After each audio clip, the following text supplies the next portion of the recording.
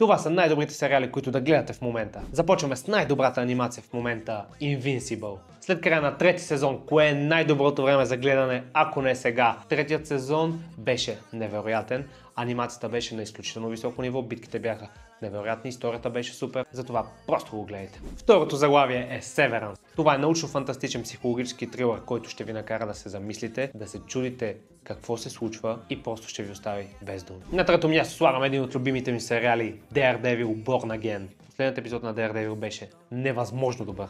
Невъзможно добър. Беше уникален. Справили се невероятно с трети сезон. На четвърто място слагаме Adolescence. Това е психологическа драма. Всички епизоди са снимани one-shot, актьорската игра на изключително високо ниво, синематографията на изключително високо ниво, историята е на изключително високо ниво. А третия епизод ще ви остави без думи. Последното нещо, което да гледате точно сега е анимето, което излезе преди няколко дни, а именно Devil May Cry. История никаква.